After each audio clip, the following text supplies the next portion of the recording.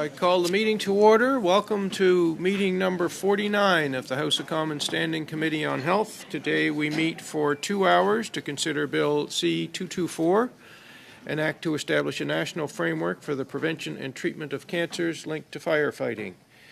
Today's meeting is taking place in a hybrid format pursuant to the House Order of June 23rd, 2022. For those participating online, just a reminder of a couple of things. You have on your screen interpretation at the bottom of your screen of either floor, English, or French. For those in the room, you can use your earpiece with the same three options. For those participating online, just another reminder that screenshots or taking photos of your screen are not permitted. The proceedings will be made available via the House of Commons website. In accordance with our routine motion, I am informing the committee that all witnesses have completed the required connection tests in advance of the meeting. I will now welcome the witnesses who are with us for the first hour of the meeting. De l'Association Canadienne des Chefs des Pompiers. From the Canadian Association of Fire Chiefs, Mr. Richard Amnott, Second Vice President, French Language and Language Diversity. From Fort McMurray Firefighters Association, Mr. Ryan Pitchers, Battalion Chief, who's joining us by video conference. And from the International Association of Firefighters, Mr. Neil McMillan, the Director of Science and Research. Merci à tous nos témoins d'être ici avec nous. Thank you to all of our witnesses for being here today. I'd like to begin with Mr. Amnott. You have 5 minutes for your opening comments. The floor is yours. Welcome to the committee. Thank you. Good morning. The Canadian Association of Fire Chiefs would like to thank the Standing Committee on Health for this invitation to be able to speak to you about our opinion on Bill C-224. I am Richard Amnott, Assistant Director of the Fire Department at Ville de Lévis, Quebec, Second Vice President at the Board of Directors of the Canadian Association of Fire Chiefs. I am here to present our unwavering support for Bill 224, together with our formidable colleagues at IAFF, representing thousands of firefighters in Canada. The association was founded in 1909 and represents the leaders of some 3,200 fire departments across Canada, whether they are made up of permanent or volunteer firefighters. The association has an advisory board made up of representation from every province and territory of Canada, from their fire chief associations as well as affiliated associations. Our vision is to unite leaders of fire departments and rescue departments in Canada, and our mission is to advance fire safety to ensure better protection against fire and other disasters in Canada. Last week, nearly 40 Canadian fire chiefs were on Parliament Hill. They were here to meet members of Parliament and members of the Senate from all parties to present the results of a major Canadian survey of fire departments and to discuss the critical status in which they are today, more than ever before. We would sincerely like to thank all the members of Parliament, senators, and members of the Cabinet for their open-mindedness and open hearts and for listening to us, given the alarming findings and the solutions that we are proposing. As our President, Ken McMillan, said so clearly, he's in charge of the Red Deer, Alberta Fire Department. Fire safety is a team sport, and you are all on the team.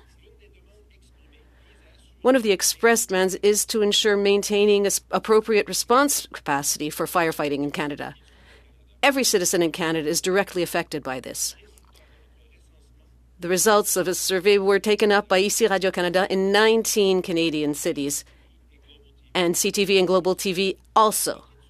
And the list goes on. Our study indicates that there are 126,000 firefighters in our great country, 36,000 of whom are permanent, and 90,000 volunteer firefighters.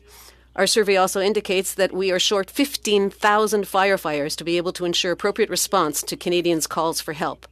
Several steps can be taken to recruit and maintain the number of firefighters necessary and thus ensure better safety.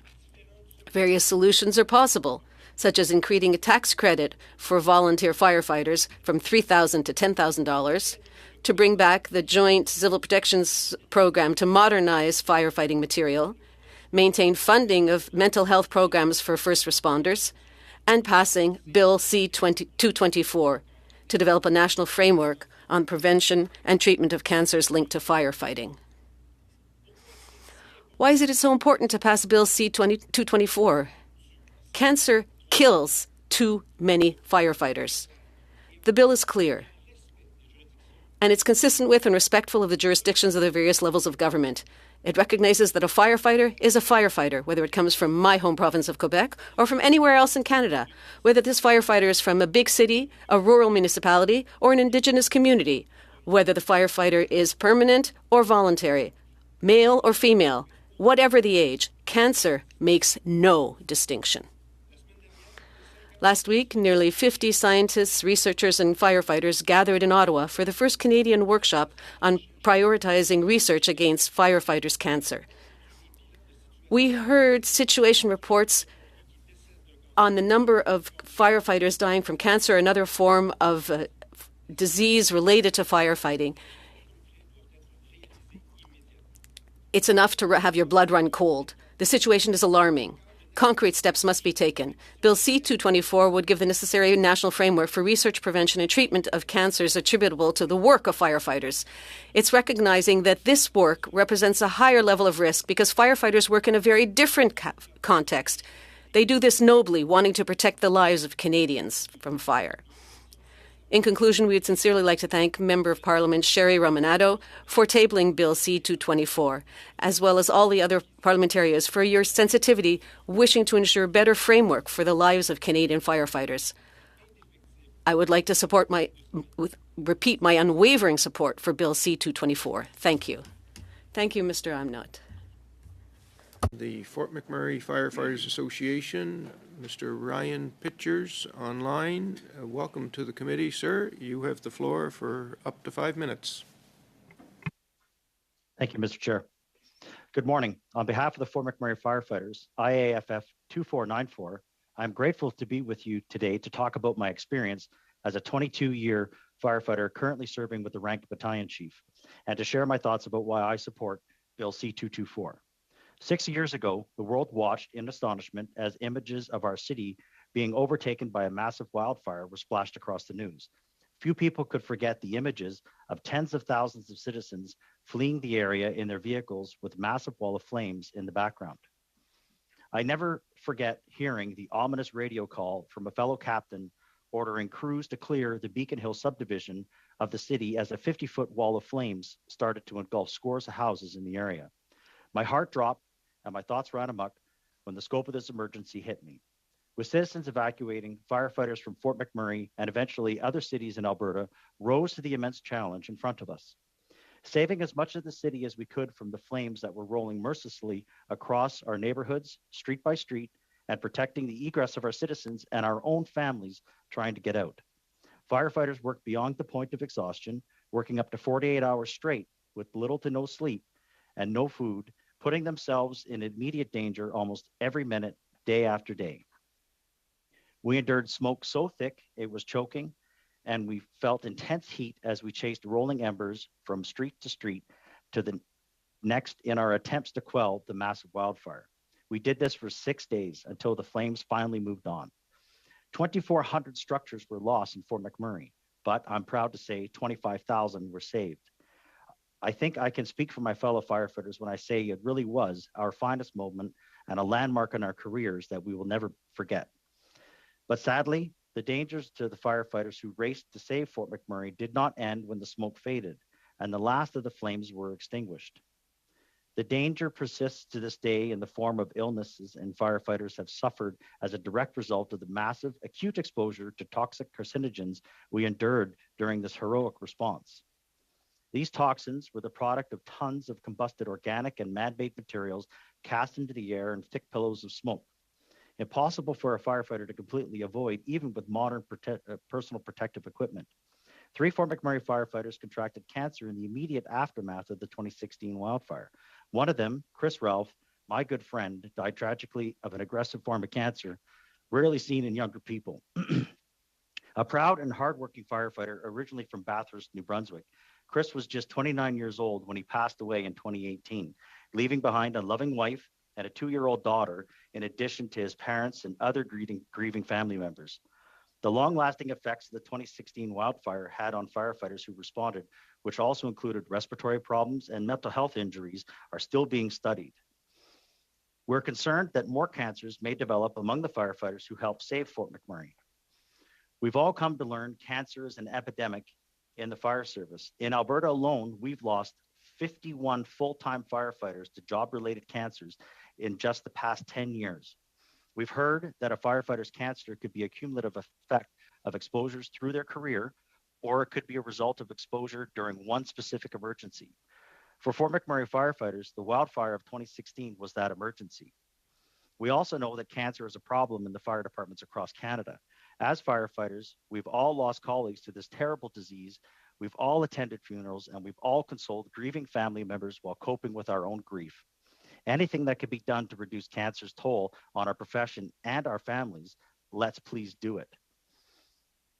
Cancer in the fire service is a national problem that needs a national solution, one that strives to recognize the impacts of situations like the one we faced in Fort McMurray, while creating equity and fairness for all firefighters across this great nation who risk their health and their safety every time the alarm sounds and the trucks start rolling. Bill C-224 addresses cancer in the fire service at a national level with measures that would undoubtedly make a difference and, in my view, saves lives.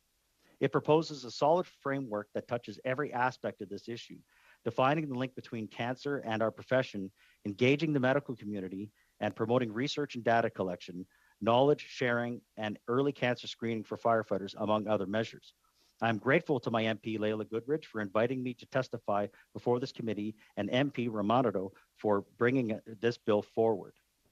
It gives me comfort of knowing that cancer in the fire service is becoming a national priority and that our federal government has our backs when firefighters are putting ourselves in harm's way on behalf of our fellow Canadians. Thank you, and I'm happy to answer any questions you may have. Thank you very much. Mr. Pitchers. And now we're going to go to the International Association of Firefighters, represented by Mr. Neil McMillan. Welcome to the committee, sir. You have the floor. Thank you very much, and thank you, honorable members and Chair Casey. My name is Neil McMillan from the International Association of Firefighters. I serve as the Director of Science and Research. I'm here today invited by Member of Parliament from Vancouver Kingsway, Don Davies, to speak in support of Bill C-224.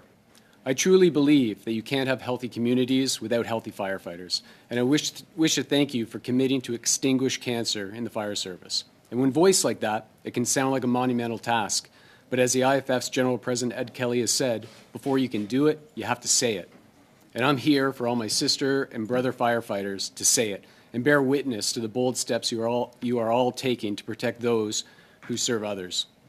The grim reality is that firefighters face a stacked deck. Over the last 10 years alone, we've recognized 420 Canadian IAFF members who have died of occupational cancer, which represents 95% of all professional firefighter line-of-duty deaths during that time frame. Firefighters, by all accounts, are a healthy workforce, yet we experience staggering incidents of cancer, over 3,300 from this province alone. Awareness, prevention, research, and early detection is key in turning the tide of occupational cancer in the fire service. Firefighter research has proven that mortality rates drop by a factor of 12 if cancer is detected through proactive screenings as opposed to through the appearance of noticeable symptoms. We also know that the cost of a fatal firefighter cancer is 7 times higher than a non-fatal cancer. I've witnessed firefighter families denied recognition and face financial hardship due to the cancers that they've acquired, which would readily be accepted in neighboring provinces or jurisdictions in the U.S. However, it's important to know that in most respects, the science has been settled. The World Health Organization's IARC reclassification of firefighting is proof of this. And now I would be remiss if I did not mention the brave members of IFF Local 18 who serve MP Davies' riding in Vancouver. John Hudson is one of those firefighters who served out of Station 15 on East 22nd Avenue. John is a survivor of 2 occupationally recognized cancers. Another firefighter who worked out of Station 15 is Brendan Curry. He was diagnosed with cancer at age 26. Brendan returned to duty earlier than recommended by his doctors. He answered the calls even though he was frequently sick from the treatment he received. Prior to serving in my current position with the IAFF, I rolled down these very streets here in Ottawa as a firefighter with Local 162. After 13 years of fighting fires, and at the age of 37, I was diagnosed with cancer. And in 2021, another Ottawa firefighter, Ryan Hill, working a few short blocks from here at Station 13, died of brain cancer the day after he turned 37 years old, leaving behind a widow and 2 young boys, Riker and Riley. Through 5 brain surgeries, and in under a year from his diagnosis, cancer took everything from him. Yet he hung on to hope. Cancer took his strength, his memory, his dignity, but it didn't take his love for the job. Ryan died with the uncertainty of not knowing how his young family would support themselves, and it took all the resources of the IFF to, combat the City of Ottawa's attorneys that claimed that his cancer had nothing to do with his career as a firefighter, despite physicians' reports to the contrary. And only after fighting multiple claim denials was his cancer successfully recognized as work-related. Your community's firefighters and their families should not have to battle bureaucracy while at the same time battling cancer. Most do not have the resources. So I applaud your proposed framework as a path to a harmonized system that will better serve this nation's firefighters. The fact remains that it's too late for many of us. It's too late for the families of Les McBride, Gordy Moore, and Martin Michaels, all of whom have died recently of pancreatic cancer, a cancer for which coverage is dependent on which postal code you fight fires in. For Martin, it was our pensioners who passed the hat to pay for his immunotherapy. If Martin served in one of the 5 provinces and now recognized pancreatic cancer, he would not have to look for a handout to receive the treatments he needed, and his death would be officially recognized for the sacrifice it was. But it's not too late for our daughters and sons who will one day follow us into this noble profession. For them, there's hope, the same hope that Ryan held on to. Bill C-224 transcends parties because from coast to coast to coast, no matter what community you represent, firefighters are there, answering the call and keeping their oath. Because every time they leave the station when the alarm is struck, they're willing to lay down their life to save the life of another. And for those reasons, I again thank you all for providing that hope, taking that action, and for being brave enough to say it. Thank you. Thank you very much, Mr. McMillan. We're now going to proceed with rounds of questions. Colleagues, I propose to do 2 full rounds, which will take us a bit past the top of the hour, but should still leave us enough time to do clause by clause. So if there's any, as we get closer, if there's any concerns with that, just please let me know. We're going to start with Dr. Ellis, please, for 6 minutes. Well, thank you very much, Chair, and thank you to the witnesses for being here. It's certainly an important topic. One of the questions that I had specifically really relates to families, and Mr. McMillan, through you, Chair, maybe we'll start with you. You referenced two cases specifically that I heard you talk about families. One was a firefighter named Ryan and one named Neil McMillan. And if you could speak to that specifically, I'd like to hear about the impact that this bill may have on families. Thank you very much, and through the chair. The recognition is what's important for most families. They're willing to give up, their weekends, their holidays, their family member who's serving in their community as a firefighter. And there's certain risks to that, not knowing whether your family member will come home at the end of their shift. But when that family member acquires an illness that's attributable to their workplace occupations, it's re-victimizing the families when there's no recognition to that. And seeing the inequity in how certain presumptive cancers are being covered across different provinces, it's my hope that through this bill and the language within it, there'll be that impetus from the federal level to help with that harmonization. Because fighting fires is the same whether you're in Montreal, Ottawa, or Vancouver. The chemicals we're exposed to are the same, and the application of prevention measures, awareness measures, and presumptive benefits and entitlements should be the same. Thank you very much, and through you, Chair, once again, if I could ask you, I understand you're on the International Association of Firefighters. How close does this get Canadian jurisdictions in line with what we're seeing internationally? Thank you. There's many different jurisdictions that operate differently. Some will recognize any cancer that is attributable to an IARC-recognized chemical, which allows for certain jurisdictions to be flexible with the coverage. For instance, in a lot of provinces, esophageal cancer is covered, colorectal cancer is covered, but anything in between is not. Whereas tracts, digestive tract, reproductive tract, whether it's male or female, is covered because the science has caught up. The science, as stated by a number of individuals that were in Lyon and participated in the reclassification of firefighting as an occupation for IARC, noted that the science is settled. Out of all the different characteristics of carcinogenesis, half of them are already, there's sufficient information that firefighting is linked to those, whether it's chronic inflammation, oxidative stress, also some of the epigenetic effects and genotoxicity.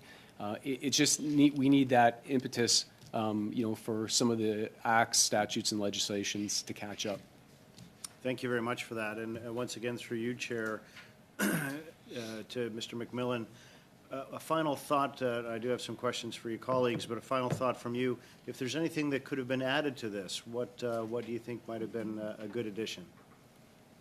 I think this bill is a fantastic start, and what I'd like to see is that it's passed quickly. This bill has been recognized, my colleagues in the U.S., they've recognized it. Different state legislatures have recognized it. It's really setting the benchmark for progressive legislation that best protects those that protect their communities, such as firefighters. So all I can ask is that this bill is passed quickly so that hope that I mentioned that the families are holding on to, can be reaffirmed. Thank you very much. And through you, Chair, once again, Richard, do you believe that we heard very clearly from your numbers that there's a significant lack of firefighters, that the numbers are going down? Will this bill help that, or will it hinder it, bringing the light to the even more dangerous parts of the profession? Well, for one thing, for sure, it will help individuals understand what are the risks associated to firefighting, and in addition, it would provide hope to the current firefighters to stay on board and remain to be a firefighter, because there are ways that they will be able to be better protected through science, through development in better PPE, for example, and also early screening that would allow them to detect the source of a cancer at an early stage for a better medical care. And it will also avoid deterring, putting people afraid of becoming either a volunteer firefighter or a full-time firefighter. So yes, it will help in order to acquire those numbers that are deadly required in our country in order to better protect our population. Thank you very much for that. And finally, through you, Chair, to you, Mr. Pitchers, maybe you could talk a bit about the impact on your family of being a firefighter, and how this bill may help that as well. Well, personally, dealing with many members in our department, specifically 5 members of ours have died from cancer in the last 10 years. A couple, unfortunately, were not covered. As Christopher Ralph that I mentioned before, he is not covered under the provincial legislation in this province due to the fact that his cancer didn't meet the time periods. So we're currently in the WCB appeal process in order to be able to get it covered. How it affects my family is for them to be able to have the knowledge and the understanding that they may not be covered going forward is, it's always weighs on my wife's mind that there's a possibility that I wouldn't be covered should I unfortunately contract cancer such as my fellow colleagues. So it's always on their minds, and it's a little bit saddened for them to not have the knowledge that they would be fully covered. Thank you, Dr. Ellis. Next, Dr. Pawlowski, please, for 6 minutes. Hi, good morning. I know this is a bill to establish a national framework and not so much about the specific contents of what would be included in that framework, but I wonder if you could tell me, partly out of curiosity, but I don't know the technical problems, how much of the exposure to carcinogens is through inhalation and how much is through skin contact and having closed equipment that are contaminated and bringing those home? And as for respiratory inhalation, my understanding is you have some sort of respirator if you're going into a smoke-filled area. But surely before you go in, you have to put it on. There's some exposure of smoke beforehand, possibly after, and still kind of remnants on the clothes. But I wondered what was the etiology of the exposure. If I may, and through the chair, thank you for the question. The exposures are wide and varied for firefighters. And overall, to understand, we carry a high body burden of toxins, chemicals, and carcinogens. The respiratory route of exposure is still real and still there because a lot of the work done by Dr. Kenneth Fent and Gavin Horn have shown that that hazardous zone outside of the internal structure has lots of particulate matter, polycyclic aromatic hydrocarbons, volatile organics. So the firefighters operating even from the exterior of a structure fire are exposed. We're also really good at harvesting and depositing contaminants, and studies shown in fire stations note that there's a number of polybrominated flame retardants, PFAS chemicals being deposited in fire stations, heavy metals, as well as a lot of PAHs. And that is problematic because there is that sense that by wearing a self-contained breathing apparatus, we're protected. We've seen a lot of new studies with respect to dermal exposure. Specifically, Jennifer Kerr has just published one recently this month showing the high rates of urinary metabolites, PAH, polycyclic aromatic hydrocarbon metabolites found in the urine, with the expectation that those are being absorbed within seconds or minutes of being inside a structure. So we don't have the opportunity to engineer out these exposures as firefighters. We're going to be exposed to them. As mentioned last week, there's PFAS chemicals in our bunker gear. There's PFAS chemicals in the AFFF foam use. So there's all sorts of routes from absorption, inhalation, and ingestion.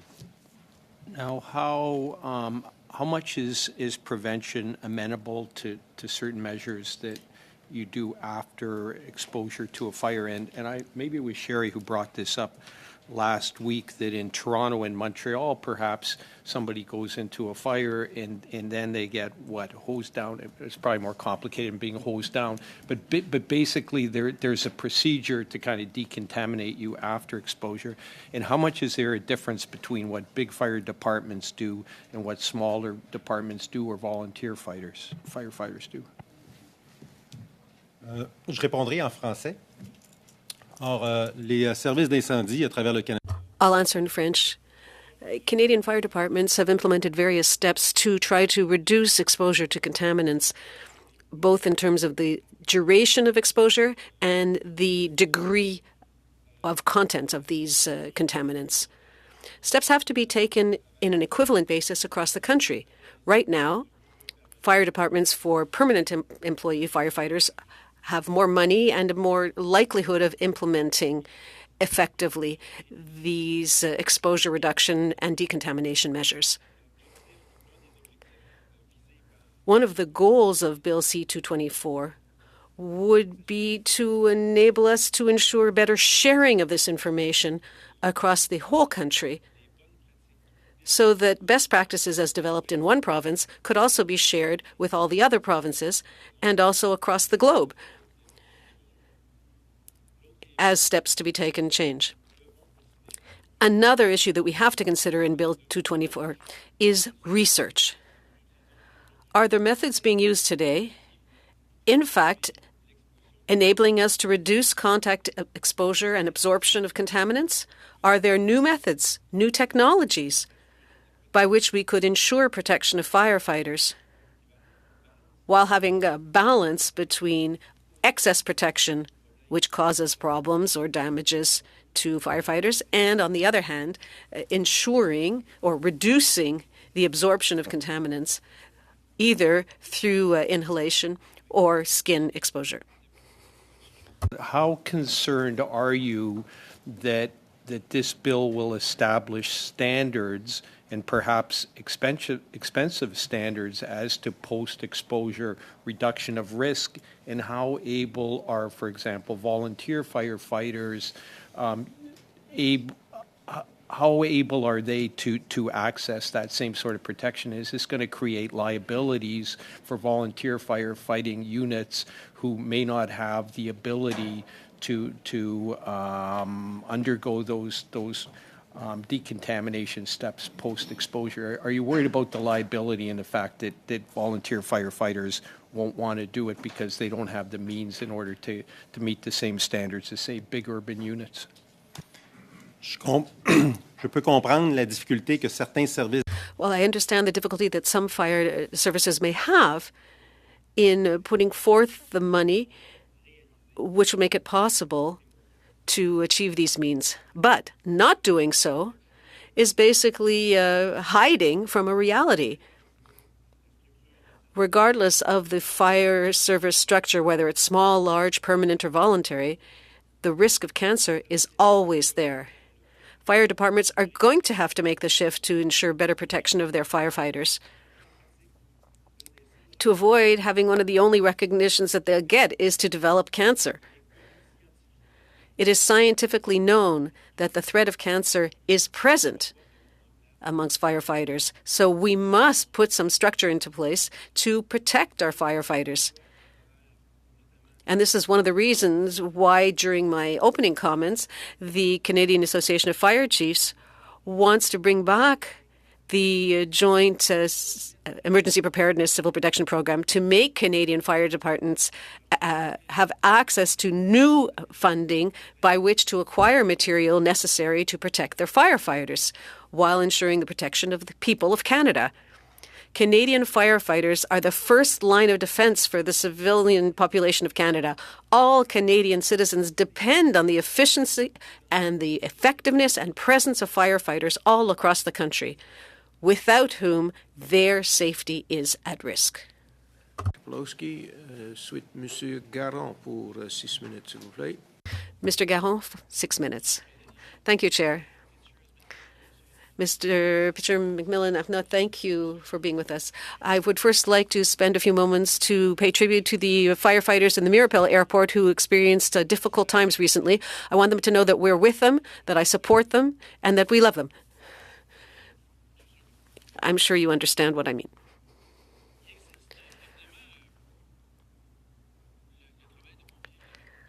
Obviously, firefighting brings with it all kinds of risks. There are certain occupational risks that are foreseeable, but there's also the irreparable consequence that could happen. And there are first responders remembrance funds to provide compensation to families for firefighters who have lost their lives. I'm going right into the heart of the bill. The Bloc Québécois has tabled an amendment to the bill which would provide the federal government with an opportunity to review the allocation criteria so that the federal government could have a harmonized list and pay the indemnities without waiting for all of the clarifications from every province regarding recognition. This could facilitate and accelerate payment of this compensation so that families would have to go through fewer red tape hoops while respecting the provincial competencies, including Quebec's. What do you think of that sort of amendment? Right now, the recognized cancers list is provincial. If there were to be a harmonized list along the lines of one of the tangents being proposed in Bill C-224, this could, in fact, facilitate access to this funding for firefighters who've died in the line of duty. Would the parliamentary process make this possible? Well, that's your area. But it is our hope that the application of this program to commemorate line of duty deaths in firefighters would be applied universally to any firefighter, regardless of whatever province or territory they're in. Well, I think this aspect of the legislation is very important. The idea of saying that if there is a line of duty death of a fireman or firefighter, Ottawa could say, okay, we don't have to wait for the provinces. We've got our criteria. We can pay the indemnity. This could be part of the solution. It could be part of the solution. Now, you have to ask whether it's part of Bill C-224 that we consider immediately applicable in its current form, Or is it part of the program itself to be added, to add the list of cancers that the Canadian government would like to recognize as cancer related to firefighting, and add that to the list? And so that if a firefighter has that diagnosed as cause of death, they could have access to that program. What you need to know is that it's not in the current bill, but it is Amendment 5 proposed by the Bloc Québécois that's going to be discussed in the second hour today. That's why I thought it was important. We are deliberating the matter now, and it was important for me to know your opinion on this. That's why you're here. There is also a discussion about having provinces and regulatory authorities talk to each other, exchange information on prevention and recognition, etc. Now, I've talked to the ACNEST, and there is the Canadian Association of Workplace or Occupational Accidents. There seems to be some sort of information that's coordinated and structured. Do you have any information on conversations that have occurred with that association? Is a firefighter's subject something that's being dealt with by them? I have no information regarding any conversations with the Canadian Association.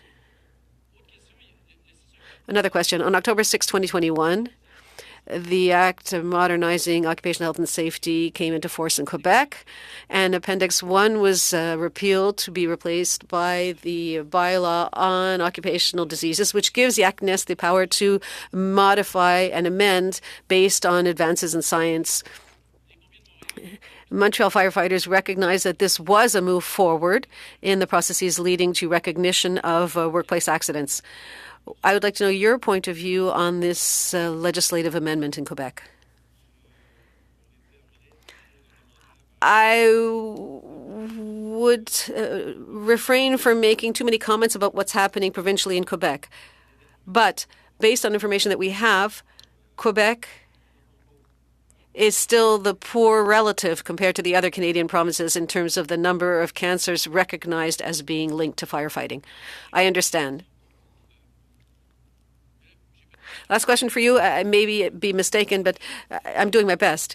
I understand that there are preventive measures that can be implemented, ventilated rooms in fire halls and showers, perhaps, with ventilation, etc.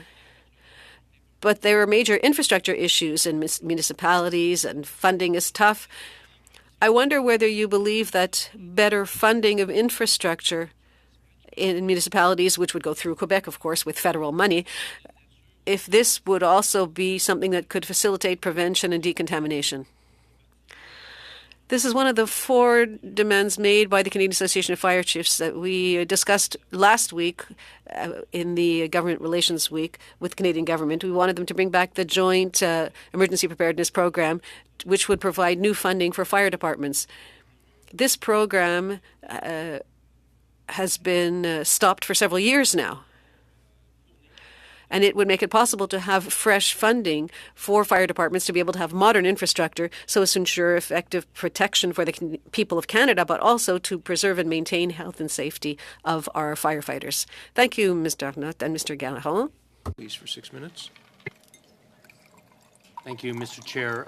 First of all, I'd like to thank all witnesses for your powerful testimony.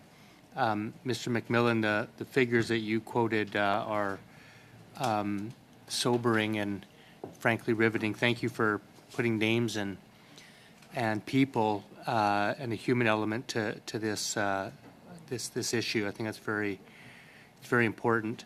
Mr. McMillan, to you, I'd like to address some questions. First of all, I'm curious about the most common causes of occupational carcinogens. Do we know what chemicals or what causes are actually responsible for these obviously disproportionate cancers being experienced by firefighters?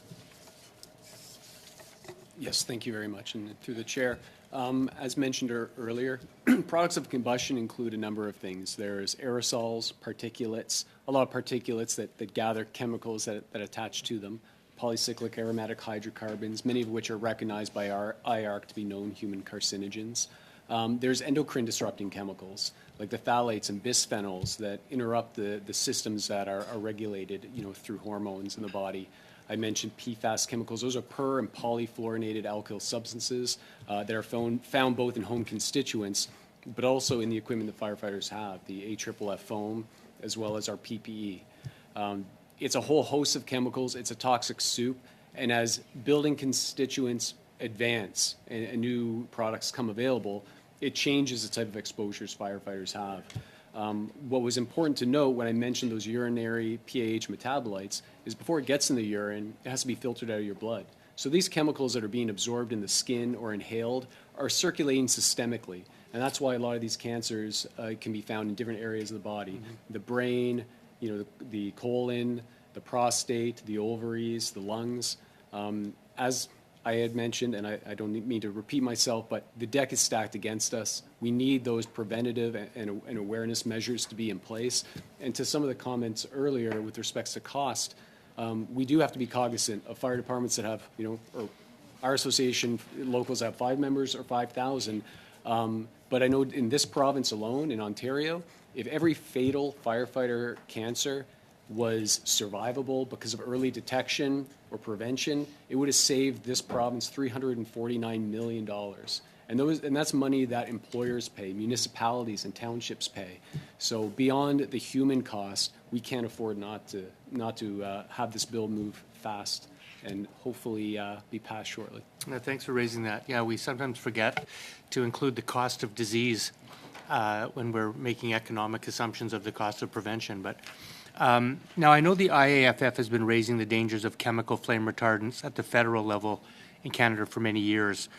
And while certain chemical flame retardants are known to pose numerous health risks to Canadians, we know firefighters are obviously at an increased risk of harm because they encounter them in a combusted state in the course of their duties. Now, in August of 2021, the federal government announced an action plan to, quote, protect firefighters from harmful chemicals released during household fires, end quote. Can you outline the elements of this action plan and how they will impact firefighter safety across Canada? And maybe, if you know, to give us an update on where we're at with that plan? I will defer the update to those within the IFF that specifically were involved with that process. I do know that flame retardants, organophosphates, brominated flame retardants have posed a hazard to firefighters for quite some time. In certain jurisdictions in the U.S., Prop 65, for example, in California has been successful in reducing those types of chemicals in use in consumer products. But as mentioned earlier, we are the harvesters and depositors of contaminants. And studies in fire stations for these specific chemicals have shown that the levels of flame retardants in many fire stations in the U.S. and Canada exceed what you would find in an e-waste facility in Thailand or other jurisdictions that you would know would have high levels of these contaminations and are more importantly treated as contaminated areas. These are our workplaces as firefighters, and they contribute again to that body burden of chemicals that ultimately lead to the diagnoses that our members unfortunately get too early and too young in their lives. So a really pointed question. When we know that these flame retardants that are being cover our furniture in this country, when burned, create these chemicals, why can't we just ban them? What's the problem? I'm uncertain as to what the challenges and barriers are for the complete banning. As a representative of the International Association of Firefighters, specific to my role in health, safety, and medicine, I would like to see the precautionary principle, be put in effect. All the exposures that are unnecessary, I would like to see removed, and flame retardants are one of those. As mentioned, we can't avoid certain types of exposures through the nature of our job, a job we're happy to do as firefighters. So if there are chemicals that are placed in the environments that we work in, and they're not required to be there, my recommendation is to remove them. Yeah, it would seem to me that the ultimate prevention would be to eliminate carcinogenic materials when combusted as much as we can. So hopefully we can do that. My other question is, how large is the gap between provinces and territories in listing cancers as presumptively caused by work? There's a wide gap. There's 5 provinces presently that cover 19 cancers. Ontario is 17, I believe it's 9 potentially in Quebec, I believe 10. in New Brunswick. Newfoundland and Labrador just acquired 8 additional cancers to be added to their presumptive cancer list. This is significant. It's important. And I believe that, again, it's really necessary that when the science supports it in one jurisdiction, it supports it in the other. And I believe that Bill C-224 will help provide that initiative and that critical mass to hopefully harmonize that presumptive cancer coverage across the provinces. Thank you, Mr. Davies and Mr. McMillan. Thank you. Next, Ms. Goodridge, please, for 5 minutes. Thank you, Mr. Chair, and thank you to all our witnesses for being here today, and a special thank you to Ryan for joining us all the way from Fort McMurray. It's amazing to have a local witness able to join us in this committee. I guess I want to start out by, you touched on it a little bit about how the Fort McMurray wildfire, you guys saw 2,400 structures destroyed. You guys were able to save 90% of the structures in the community, and I think that is absolutely spectacular. And there are full communities in Fort McMurray that owe their existence today to the hard work of firefighters. And so do you think that a major incident like this should be captured in a database, and that data should be collected as part of this framework? I believe that major emergencies such as this that took place in Fort McMurray so many years ago need to be put into the framework of the provincial legislations across the provinces. As my brother said at the table, there's a witness. Once the data is there, each province should accept it through the framework of 224. These major emergencies, hopefully they don't happen as frequently as they've been, such as Slave Lake and Fort McMurray and other things such in tire fires and stuff that happened in Ontario years ago. But this stuff should be included into presumptive legislations, and I encourage the provinces to pass it. Thank you. I guess one other piece to that is most people think when they hear wildfire, they think of trees burning, and whereas what was the case in Fort McMurray is many of you guys weren't out there. We had wildland firefighters fighting the trees that were burning.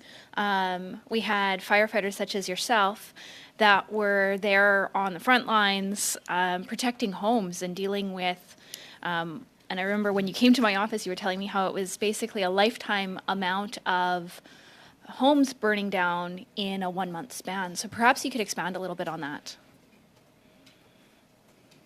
Well, like my colleague had said there about exposures to carcinogens, and I mean, we were in the middle of hundreds and hundreds of homes at any one time that were burning all around us. Unfortunately, we didn't have the luxury of having our personal protective equipment on. Breathing apparatus was not available, and it just, quite frankly, wouldn't have been appropriate for what we were doing at the time. So through that first week of the fire, we didn't have PPE, we didn't have an opportunity to shower, we didn't have opportunities to be able to clean ourselves and get those contaminants off of our bodies. They were all in our fire trucks, they were in our homes, they were where we were sleeping, and unfortunately, we were sleeping on lawns and sleeping in different spots here and there. And it's just, we couldn't get out of that toxic soup. So those, if you talk about a lifetime exposure, I would suggest that it probably was. And Dr. Nina Cherry in the University of Alberta has done a study with respects to respiratory effects of the fire, and it's starting to come out now. We're seeing our members that are dealing with respiratory issues and the like. So I do believe that yes, there was certainly a lifetime of exposure of carcinogens and other issues. That. So my question, I'm going to open it up to all three witnesses, perhaps to very briefly answer, but do you believe that regular screening for cancers linked to firefighting is critically important and is an important aspect in this bill? Yes, thank you. And I'll be brief. Absolutely. Absolutely it is. As mentioned, we are exposed to a number of chemicals. It affects us in a way that oftentimes practitioners, are not fully aware of. A lot of the great studies that have come out of the disaster with the World Trade Center shows that solid tumor formation can occur with very short latencies. As a member in Fort McMurray mentioned, these acute, really catastrophic exposures can have a real impact to that tumorigenesis which occurs. So the only way to kind of get ahead of that is to get those screenings. Whether it's lung cancer, ovarian cancer, prostate cancer, breast cancer, survivability when found in the first stage is exponentially higher than survivability when it's found in the fourth stage. Anyone else, or does everyone just agree? Agree to what he said. There are studies that shows the great advantage of screening in catching a stage 0 or 1 cancer compared to when you get to feel bad and you go to see your physician and they detect the presence of a cancer. By then, it has grown to a degree that it'd be harder to heal than it would be if it would be in stage 1. Thank you. So as a kid, I grew up down the street from Fire Hall 3 in Fort McMurray. And so firefighters have always kind of been our heroes. They used to feed us when we were kids. And I want to point out a special medal that is underneath the name tag of Mr. Pitchers. And that's his wildfire medal that was awarded to him and to many frontline people in the aftermath of the Fort McMurray fire. And I'll note that it's not put on the same side as the rest of his medals. And so I'm using this as an opportunity, a shameless plug, to have members from the government help get this medal recognized by the Governor General, so that our service members from Fort McMurray that were awarded this critically important medal for bravery for the wildfire can wear it on the left-hand side. So this is my shameless plug, and this is an opportunity to stand up for the thousands of people that were awarded this medal in my community for their tireless bravery in what could have been an absolute disaster, but we managed to really do amazing work. So. Thank you, Ms. Goodridge. Mr. Vancouverden, please, for 5 minutes. Thank you, Mr. Chair, and thank you very much for being with us here today. Merci infiniment pour d'être ici. Thank you so much for being with us here today. An ounce of prevention is worth a pound of cure, and I think the awareness element of this bill goes a really, really long way in ensuring that firefighters and firefighters' physicians are aware of the considerable risk involved, the sacrifice that firefighters make every single day for their community, and the potential health risks of the occupation. I think it really comes down to two things. One, safety around prevention, screening, and awareness, but then also justice and recognizing the true cost and the massive sacrifices that firefighters make every single day. Just a couple weeks ago, I had the privilege of joining a celebration of life for James Finn in Milton, who is the chief of fire, member of the fire service in Milton for about 44 years, public servant for over 47 in Halton, awesome guy. Died from pancreatic cancer, which is not a recognized presumptive cancer for firefighting in Ontario. So I chatted with his son about that, and he was reassured, heartened by the fact that we're bringing this bill forward, but also disappointed that is not a homogenous thing across the country, and was very, very grateful for your work and for your work. So I would like to thank all of the firefighters who advocated for this, as well as Sherry for all of your hard work and for dedicating your private member's bill to this. My question is for anybody who would like to answer it, is around awareness, screening, and prevention. Also potentially some other interventions that could be done.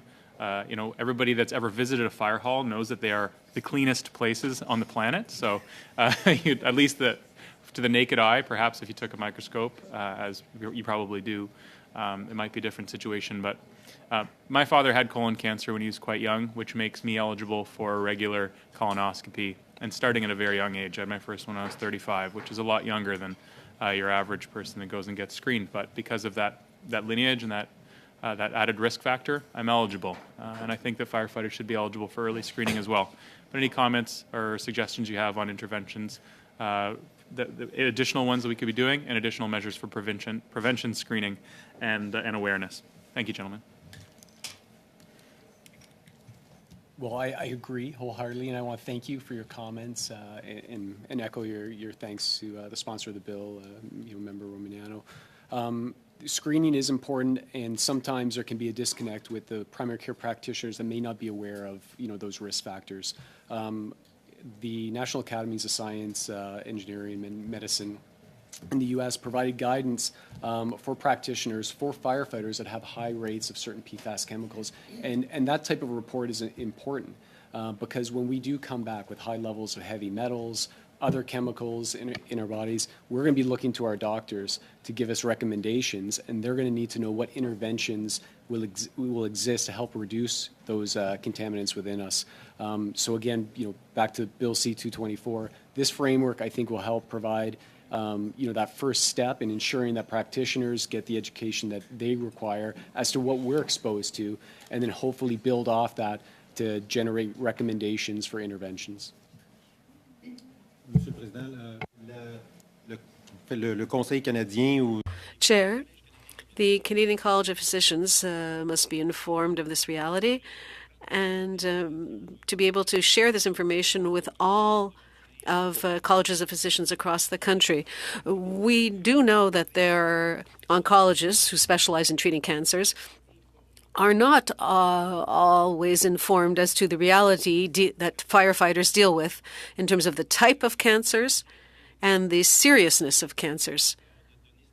What we've seen from statistical data is that not only does the risk of developing cancer somewhat higher than for the general population, according to certain data, 44% of the general population may develop cancer in their lifetimes. 53 to 54% of firefighters are in that situation. But more regrettable, the chances of survival are much lower in firefighters than amongst the general population. The risks of dying are 14% higher in firefighters than in the general population. So the seriousness, the development, and the footprint of the impact of cancer is greater on firefighters than on members of the general population. So the major advantage of early screening for cancer would make it possible to treat and potentially cure cancer in its earliest stage, which would lead to better survival outcomes for our firefighters. Thank you very much. Thank you, Mr. Van Couverden. Next, Monsieur Garon pour 2 minutes et demie. Merci, Monsieur le Président. Mr. Garon for 2.5 minutes. Thank you, Chair. Mr. Arnott, I'm coming back to you because from your last comment, and generally speaking, what I've understood generally, is that everybody, physicians, College of Physicians, government, everybody needs to be made aware of the particular situation which is yours. I understand this.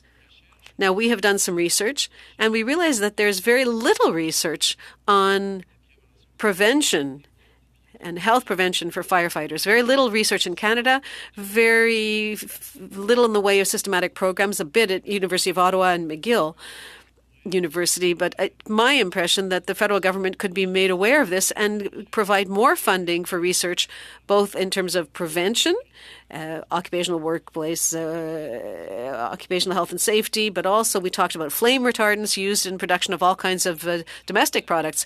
I wonder whether you have any position regarding long-term investments in research so that we can know more about your situation. Chair, I completely agree with Mr.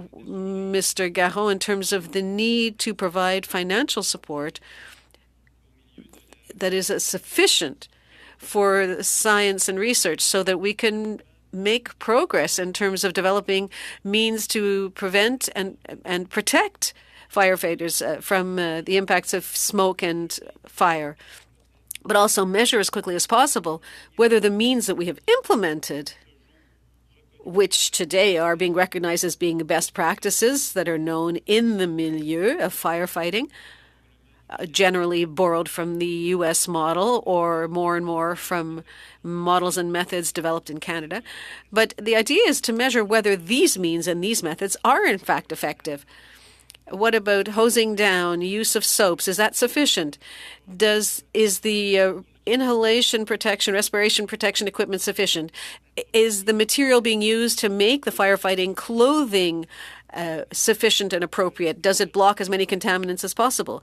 Zero risk is not possible, but we have to come as close to that level as possible, and every step counts. It is our opinion that Bill C-224, because of the wording of its contents, would make that door open for the Canadian government and for the scientific milieu so that research can be continued while involving stakeholders and ensuring that firefighter safety is considered. Thank you, Mr. Garon. Mr. Arnott, thank you. Come from Mr. Davies, please, for 2.5 minutes.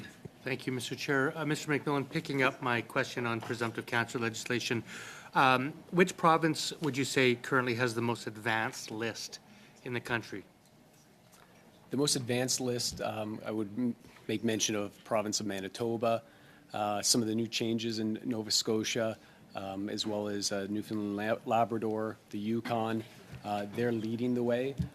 There's still work to be done because a lot of the latency periods that were applied initially when those presumptives were first established, based mostly on epigenetic research. For instance, for my cancer, it was not recognized.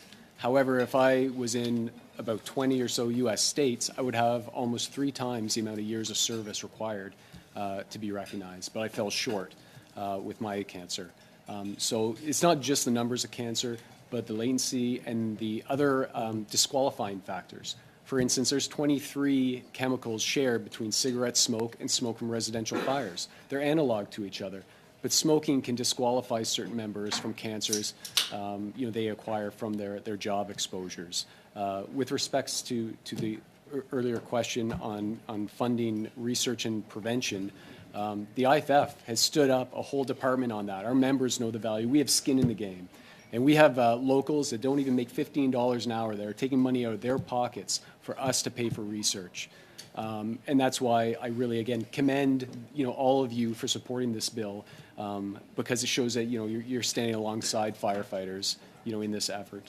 So probably last question I'll have time for. What's the most important next step that you see once this bill is passed in order to realize the potential of this bill? I think the next step is it should hopefully it'll be quick for January to be recognized as the Firefighter Cancer Awareness Month across the country, but to have funds. I mean, if you want something, you have to pay for it. And we want funding for research, for prevention, and for awareness. So ensuring that those funds are made available quickly because science takes time, and some firefighters just don't have that time. Is there a number that you recommend? As much as financially responsible. As much as possible. Thank you, Mr. Chair. All right, thank you very much, Mr. Davies.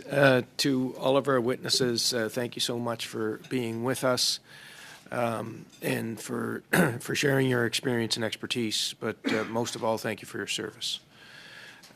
We are now going to move to clause-by-clause consideration of the bill. You're welcome to stay, but you're free to leave. So I think perhaps we can suspend for about 3 minutes in order for the supporting crew with respect to clause by clause to take their positions. So we're suspended.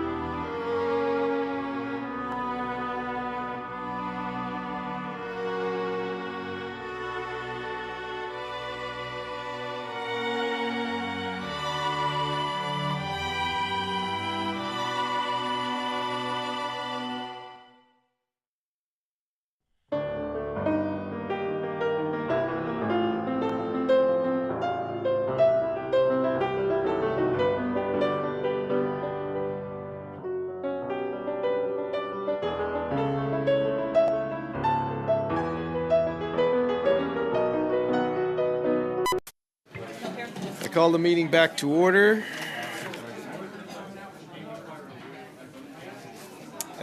We are now going to move to clause-by-clause consideration of the bill, and we are, just for the information of members, we have a couple of people here to support us. Tim Singer, you will see online. He's the Director General of Environmental and Radiation Health Sciences at Health Canada. So if there are technical questions about the bill or the proposed amendments from a departmental perspective, Mr. Singer will be able to help us. And we also have with us Legislative Counsel Marie-Hélène Sauvé in the back of the room, and she will be able to help with any of the procedural, technical, legal elements of the amendments. So, before we start, I'd like to provide members of the committee with some instructions and a few comments on how the committee will proceed with clause-by-clause consideration of Bill C-224. I know you would have heard this script and seen this before as we went through the process on C-31. Amendments will be considered in the order in which they appear in the bill and in the package each member has received from the clerk. Members should note that amendments must be submitted in writing to the clerk of the committee. Amendments have been given an alphanumeric number in the top right corner to indicate which party submitted them. There's no need for a seconder to move an amendment. Once moved, you'll need unanimous consent to withdraw it. During debate on an amendment, members are permitted to move sub-amendments. These sub-amendments must be submitted in writing.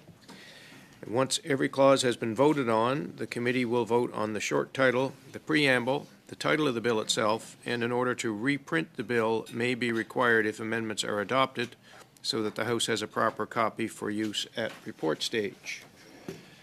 So, pursuant to Standing Order 75 sub 1, consideration of Clause 1, the short title of the preamble, consideration of Clause 1, the short title, and of the preamble are postponed. The Chair therefore calls Clause 2. Is there any debate with respect to Clause 2? Seeing none, shall Clause 2 carry? Carried. Clause 3. Any Mr. Van Couverden, please. Thank you, Mr. Chair. I'd propose, as the amendment G1 has been circulated, that Clause 3 be amended by replacing line 15 on page 2 with the following: ing, with the goal of improving access for firefighters too. Would the committee like an explanation, or are we all in agreement? Any further discussion in connection with Amendment G1, which I will confirm to you is in order? Any discussions with regards to G1? Shall G1 carry? It's carried. Mr. Van Couverden? Thank you. I have an amendment for Clause 3.2 that Bill C-224 and Clause 3 be amended by replacing line 17 on page 2 with the following: under consultation. 2, in developing the national framework, the minister must consult. End quote.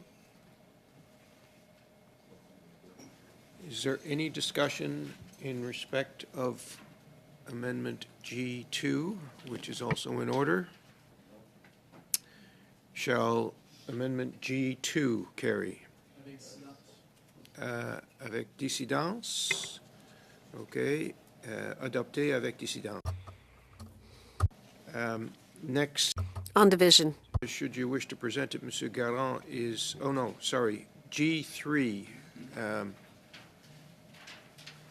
Thank you, Mr. Chair. On the same clause, that Bill C-224 in Clause 3 be amended by replacing line 18 on page 2 with the representatives of the provincial and territorial governments. I believe it's just adding territorial. Thank you. Any discussion in connection with G3? Shall G3 carry? It's carried. Maintenant, Monsieur Garon. And now, Mr. Garon, BQ1. Thank you, Chair. BQ1's amendment deals with Clause 3, where we would support, we'd write Indigenous governing bodies with healthcare professionals and with stakeholders. So it would read as follows. Amended by replacing line 20 on page 2 with the following: Indigenous governing bodies with healthcare professionals and with stakeholders in. It's a minor amendment to include health professionals. With respect to BQ1, Dr. Pawlowski. I certainly support that, and I had my own similar thoughts for amendments, but I would suggest a sub-amendment to add after healthcare professionals, comma, scientists, because I think there are people who ought to have some input who aren't potentially healthcare professionals but are scientists and may know more about like which drugs are carcinogenic and things, and they ought to be consulted to.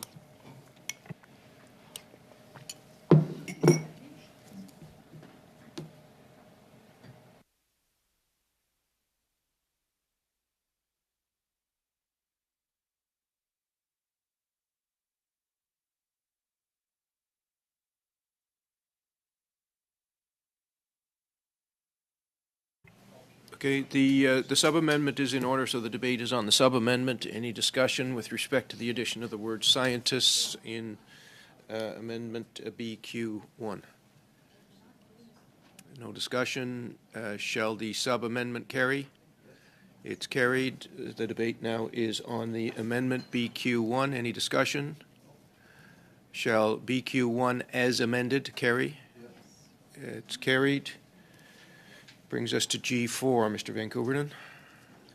Thank you, Mr. Chair. Still on 3.2, that Bill C-224 in Clause 3 be amended by replacing line 22 on page 2 with the following. Under content, the national framework may include measures 2. Mr. Davies and then Ms. Goodrich. Yeah, I'm afraid I have to speak against this amendment. So the bill says currently the minister must develop a national framework designed to raise awareness of cancers linked to firefighting and to support improved access for firefighters to cancer prevention treatment. Changing that to, sorry, I'm in the wrong spot, aren't I? No, made a must. Or must to make. No, but it's the national framework may include measures. Where are we talking? There it is. Pardon me. Pardon me. I was in the wrong place. So the current bill says the national framework must include measures too, and then it lists them, and I understand we can improve the measures. But changing the national framework from must include to may include, to me, strikes at the very essence of the bill. I mean, saying it may means it may not. And I think this bill is very important. We need to specify what the framework must include. And again, I think we can improve the measures that follow. But if we're going to pass this, then let's say what this bill must do, not what it might do. Thank you, Mr. Davies. Ms. Goodrich, please.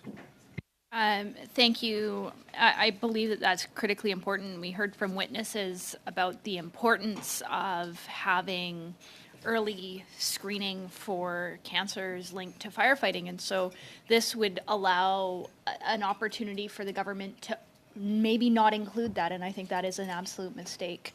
And so I would urge everyone to vote against this. I think this waters down the intent, and it kind of takes away from the overall importance of this bill. So I'll be voting against. Dr. Ellis? Well, thank you very much, Chair. And I guess the question here that comes to my mind is why would we use such language of must versus may? I can't understand This is a bill brought forward by a Liberal member and a Liberal government, and I can't understand why the government wants to speak against something that we've heard so much about and certainly should be supported of their member to bring it forward. In my humble opinion, sir. Humbled and valued opinion. Are there any other interventions with respect to G4, Mr. Van Couverden? I can provide a little bit of clarity and some explanation. It's not meant to water down the bill at all. This amendment provides a little bit of permissive guidance to inform this development of this framework, and it takes into account that provincial and territorial governments have not yet been consulted on this. So it was deemed necessary to include a little bit of flexibility in the context of co-development and cooperation, so not to be terribly instructive, but a little bit more collaborative.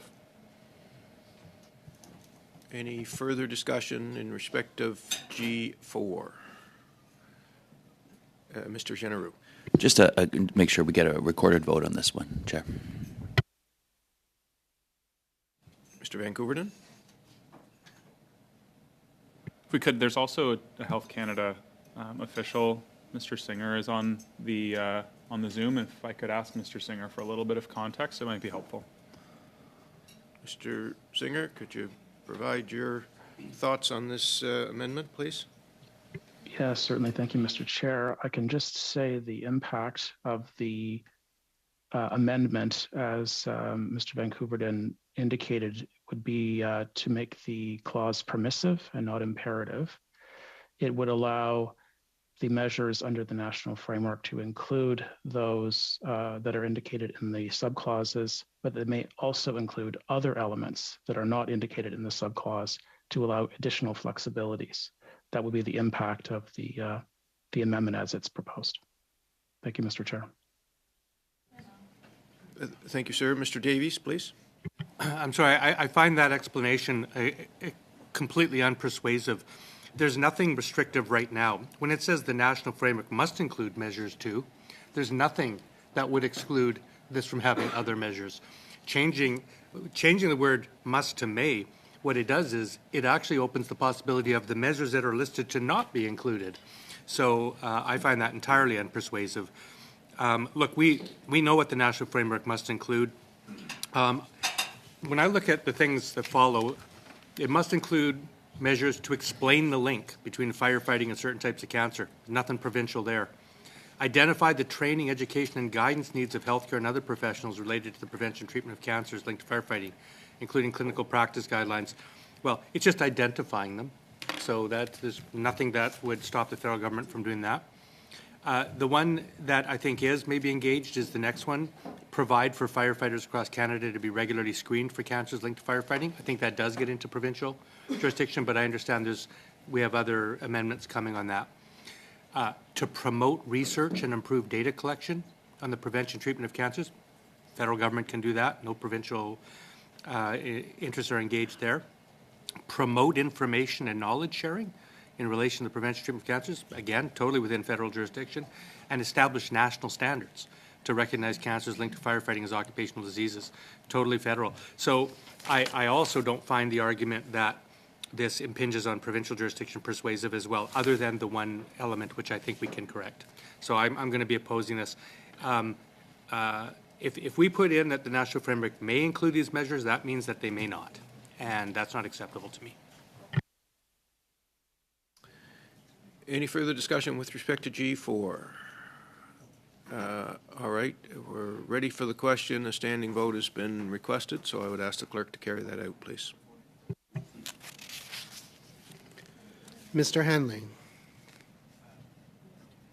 4.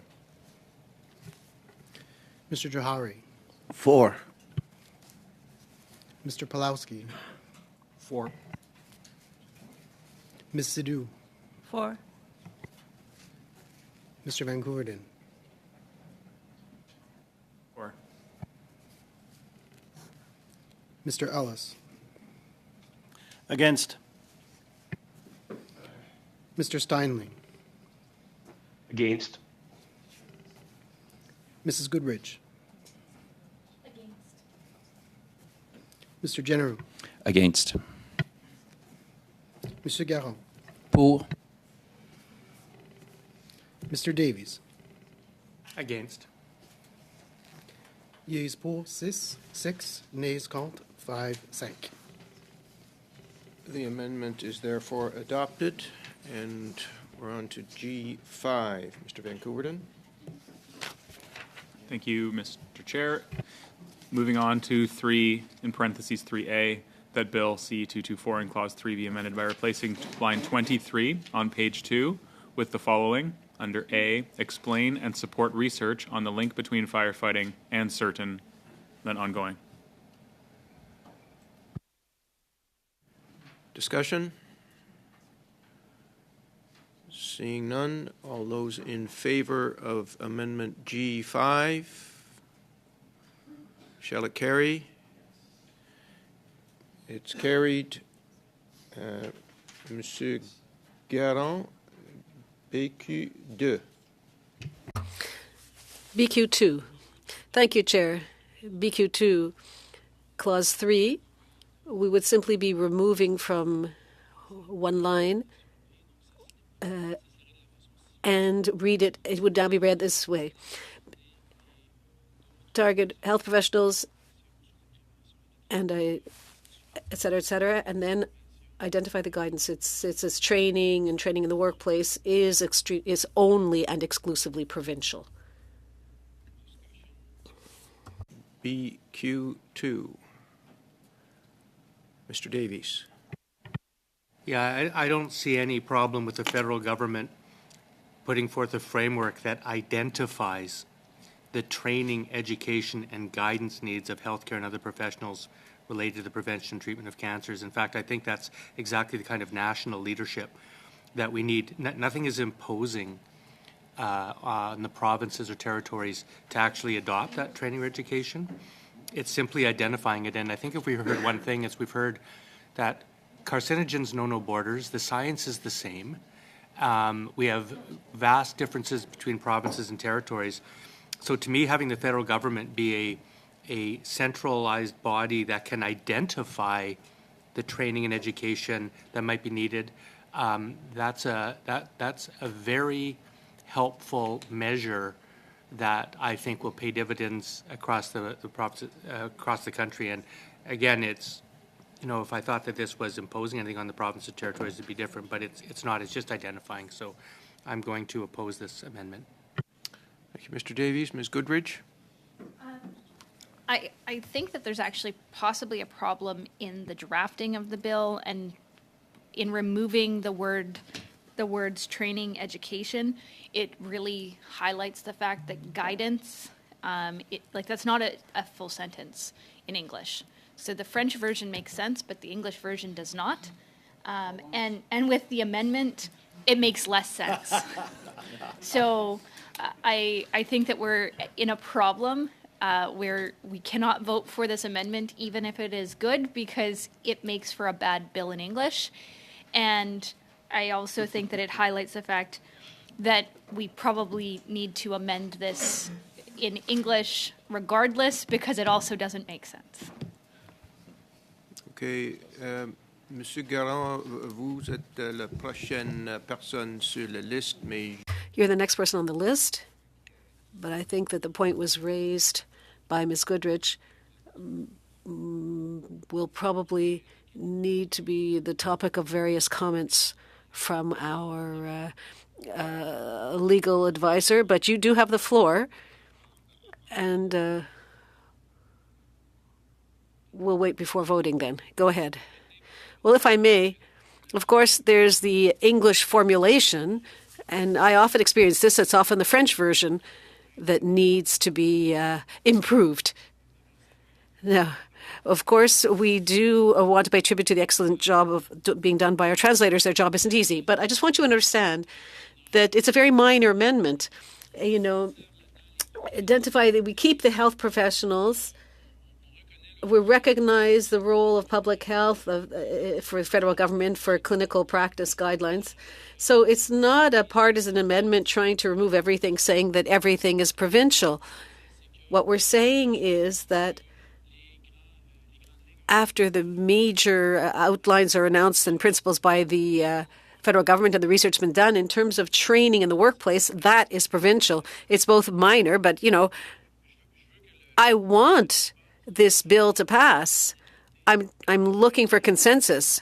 And we really just did a minor thing here to be sure that, we're not forcing provinces, but the training of a workforce is a very sensitive issue, particularly in Quebec, and we have specific agreements with the federal government. And this is the only one, it's really minimal in terms of respecting the provincial competencies. Mr. Davies and Dr. Ellis. Okay, Mr. Davies, you're up. Yeah, a couple of short snappers. To Ms. Goodrich's point, it makes sense to me. It says the national framework must include measures to identify the training, education, and guidance needs of healthcare and other professionals. So, if you break it down, someone needs. Sounds okay for me. So it's the training needs of healthcare professionals, it's the education needs of healthcare professionals, the guidance needs of healthcare other professionals. I would be fine removing the word guidance. It's the training and education. And again, to Mr. Garon's point, it doesn't say the national framework must include measures to impose the training, education, and guidance needs of healthcare and other professionals, blah, blah, blah. It says must include measures to identify. Now, the thing that we've heard here is there is this curious intersection of national and federal and provincial issues engaged in this. The federal government has a national building code. The federal government, I think, regulates toxic chemicals. The federal government has jurisdiction over the importation of chemicals.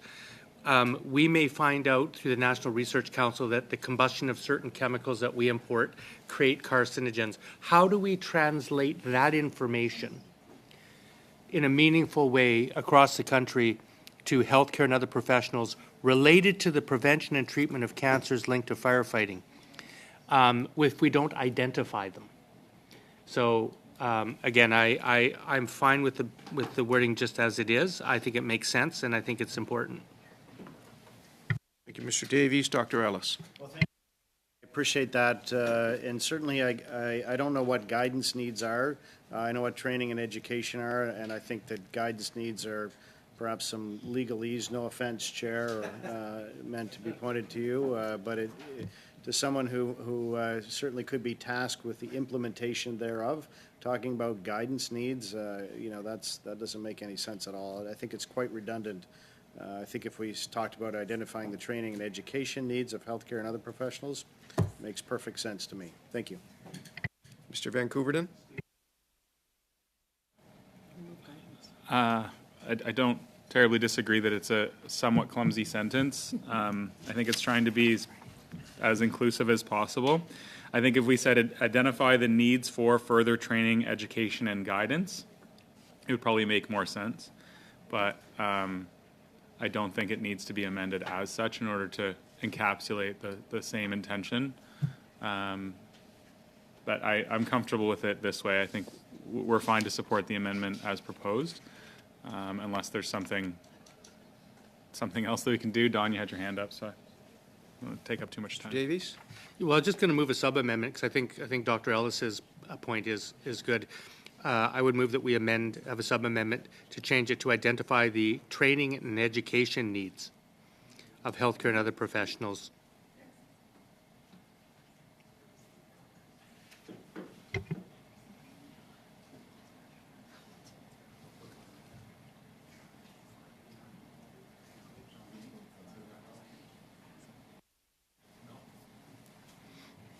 The training part is...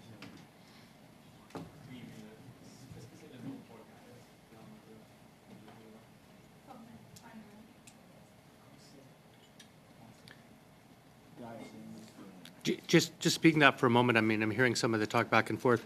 To Mr. Garon's point, if we're identifying the guidance needs of healthcare workers, how is that really any different?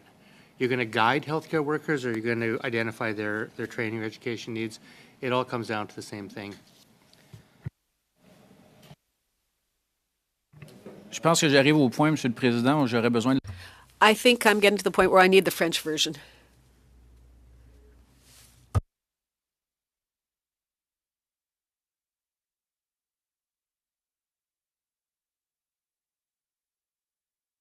it's dans la version française. So Well, that's the problem. It says orientation in French.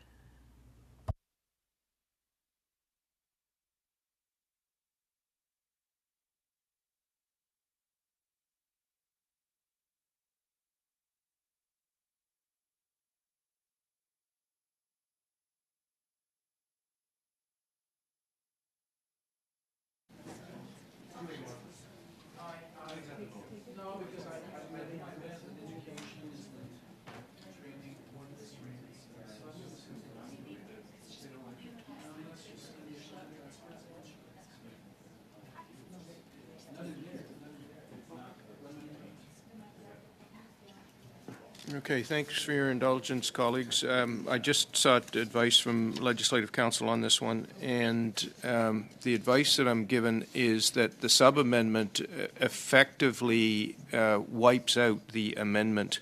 So a better course of action. So as a result, I'm ruling the sub-amendment out of order. You can get to the same place simply by voting against the amendment, and then the committee can entertain a further amendment if it doesn't like this one. The sub-amendment is out of order, so we're still on the amendment BQ2.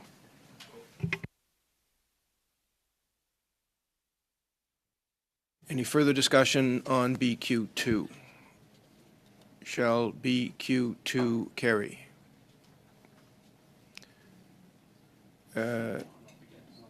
Okay, so I see against, 3 against. Can we do a show of hands? It's not clear. All those in favor of BQ2? All those opposed to BQ2? BQ2 is defeated. That brings us to G6. Oh, Mr. Davies, do you want to propose a replacement for BQ2 before we go to G6? No, I'm okay with the way the clause is read. So we're at G6. Mr. Van Couverden? Okay, moving on. The next one is 33B, that Bill C224 in Clause 3 be amended by replacing line 28 on page 2 with, this is on the same line, fighting and compile information relating to those needs. Dr. Ellis? Well, thank you, Chair. And once again, you know, as a healthcare provider, understanding what clinical practice guidelines to me is partly essential to this. This is the kind of guidance that when this type of bill is brought forward, that I think we heard very clearly from the firefighters today that healthcare professionals need those clinical practice guidelines to help them understand who should be screened, which cancers are important, what the latency period of certain cancers are, et cetera. And to not include that in here doesn't really make any sense.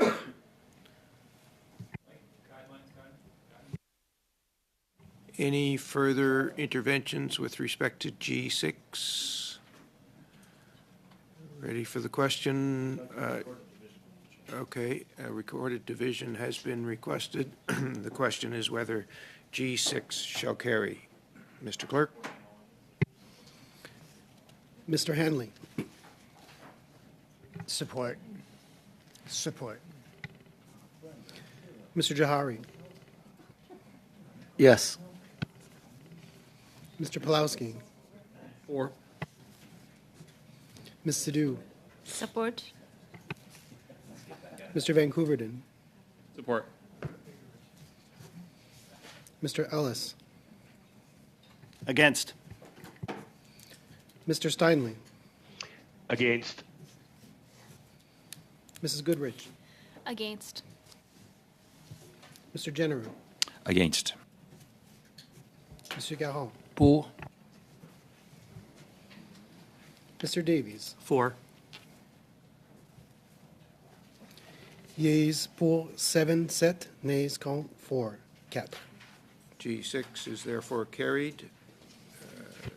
That brings us to G7. Mr. Van Couverden? Thank you, Mr. Chair. If I'm not mistaken, motion G7 renders Bloc Québécois motion 3 irrelevant.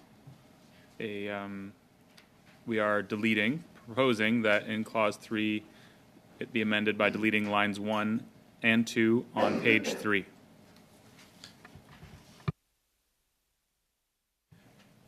Mr. Davies. Yeah, I agree with Adam. G7 and BQ3 deal with the same thing.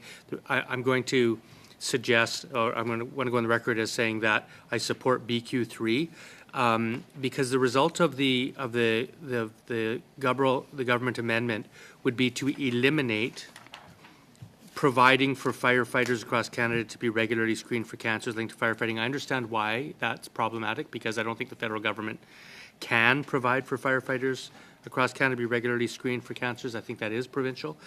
But that's why I like the Blocks Amendment, which changes that to say that and again, we're in the context of what the national framework must include.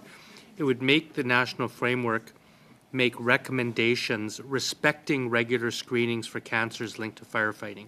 So I think that's the useful role that the federal government can play. The ultimate goal here is we want to get more regular screenings. So that's why I don't want to take this out completely because that would mean the bill doesn't have anything on screening, which I think would be a terrible error. So I'm going to vote against the government G7, but I'm going to be supporting BQ3 so that we do have a provision clearly on regular screenings for cancers linked to firefighting. Okay, colleagues, it might help the discussion. Mr. Vancouver and Mr. Davies are correct. We're obligated to consider G7 before BQ3 simply because it was submitted first. But it is also correct that if G7 is adopted, then BQ3 is out of order. So if you're on the same page as Mr. Davies and you prefer BQ3 to G7, you should defeat G7 and vote on BQ3 because otherwise you won't get to consider BQ3 if G7 passes. I hope that was clear. Dr. Ellis. Thank you very much, Chair. And you know what? I think it's important that we give that due consideration. And I think the last thing that we want to do here is not have recommendations with respect to regular screening that are supported by science. And I think that we heard that very clearly from the firefighters who were here, that that's part of the expectation is the recommendations around regular screening. And I'll say it again, it sounds like perhaps I'm being very particular, and I do mean to be that, because it is easy to think that we should screen for every type of cancer that we can possibly think of.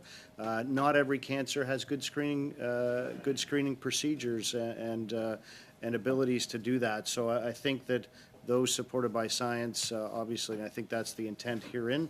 And certainly, I would go along with exactly what Mr. Davies said. Thank you, Mr. Vancouver.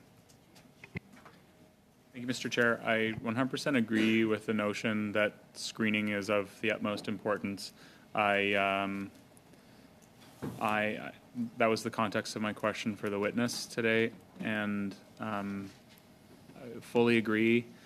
The fact remains that provincial and territorial governments are responsible for the delivery of health care, and that includes the provision of screening for cancers. So it would and has been considered an intrusion into areas of provincial and territorial jurisdiction. However, we submitted 7 before 3, so I don't completely disagree with the notion of having a conversation around it. Any further discussion?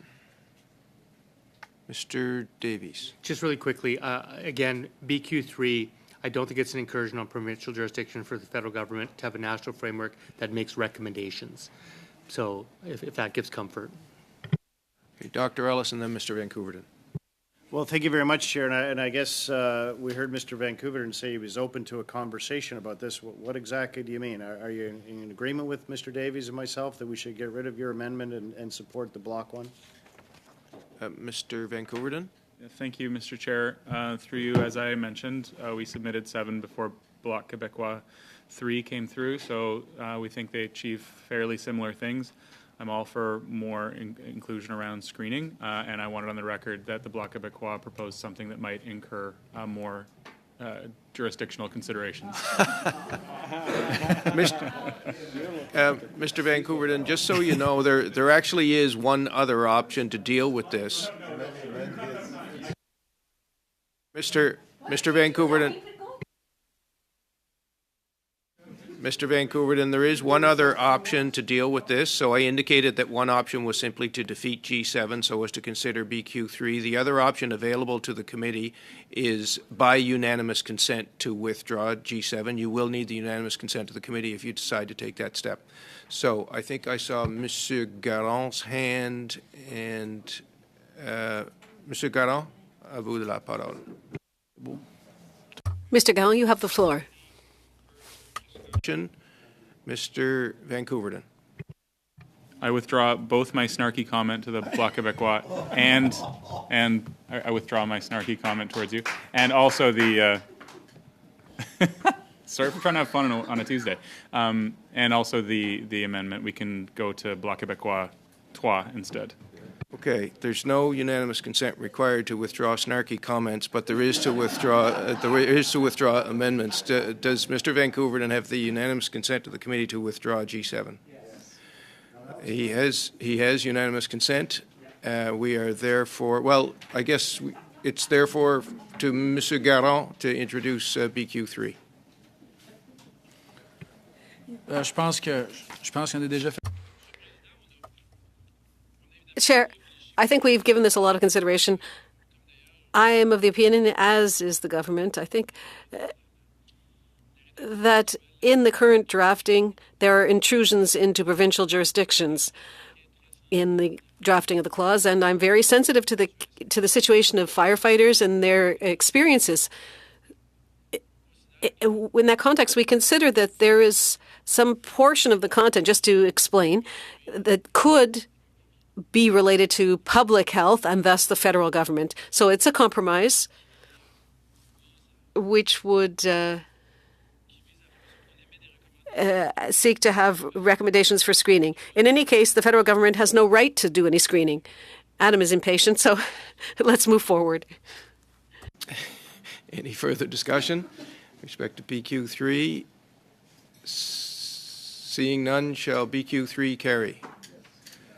Carried. Brings us to G8, Mr. Vancouverton. Merci, Monsieur le Président, et merci. Thank you, Chair, and thank you, Jean-Denis, for your clarification. Onto G8, and I'll say this is the last government amendment on our list, and we only have 11 minutes left, and we all want a chance to high-five or hug Sherry at the end of this, so hopefully we can get through it. So this is 33F, and that is Bill C-224 and Clause 3 be amended by replacing lines 9 and 10 on page 3 with the following. F, prepare a summary of existing standards that recognize cancers linked to firefighting as occupational diseases. Again, a heads up to the committee that we are in the exact same situation with respect to G8 as we were in the with G7, and that is that there is a conflict with a line conflict with BQ4. So if you vote in favor of G8, G8, then BQ4 will be ruled out of order. Mr. Davies, and then Dr. Ellis. Yeah, Mr. Davies, go ahead. It's Groundhog Day. I'm going to say the same thing as I just said. So the current framework, as it's written, which I like, would establish national standards to recognize cancers linked to firefighting as occupational diseases. I personally have no problem with that. I think it's actually good.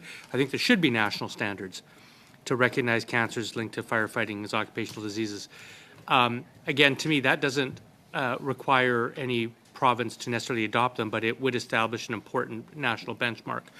Having said that, the Liberal amendment waters that down by saying it would prepare a summary of existing standards that recognize cancers linked to firefighting as occupational diseases.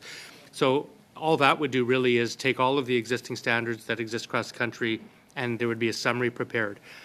Whereas the Block's amendment, I think, is better. It says that the framework would make recommendations for establishing a list of cancers linked to firefighting that should be recognized as occupational diseases.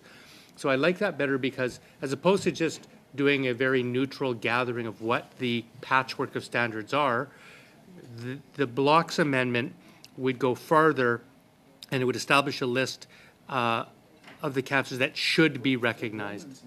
And so I think that's a better amendment and one that would be more helpful and help our firefighters across and get more progress in terms of the direction we need to go. So I'm going to say no to the Liberals, G8, and yes to BQ4. Dr. Ellis. Chair, and certainly if we could just move quickly to do what we did last time, I'll agree with Mr. Davies, and if Mr. Vancouver will do that, things would be great. So the same advice, Mr. Vancouver. There's of course three options. We can accept G8. We can vote in favor of G8 and therefore not consider BQ4. We can defeat G8 and therefore consider BQ4, or you can seek unanimous consent to withdraw G8, and then we go right to BQ4. I'd move to vote on G8, please. Okay. So is there any further discussion with respect to G8? Okay, a recorded division has been requested. Are we ready for the question? Question is whether G8 shall carry. Mr. Clerk? Mr. Henley. Support. Mr. Johari. Support. Mr. Pulowski. For. Ms. Sidhu. Support. Mr. Vancouverden. For. Mr. Ellis. Against. Mr. Steinle. Against. Mrs. Goodrich. Against. Mr. General. Against. Mr. Garron. Pour. Mr. Davies. Yeas pour, 6, nays compte, 5, 5. The amendment is therefore carried, and as with respect to BQ4s, the House of Commons Procedure and Practice 3rd edition states on page 769, once a line of a clause has been amended by the committee, it cannot be further amended by a subsequent amendment, as the given line may be amended only once. So therefore BQ4 is out of order. That brings us to BQ5. Monsieur Garron. Merci, Monsieur le Président. Thank you. Just give me a moment to find my amendment. I was still all emotional about the previous ones. I have to find my page.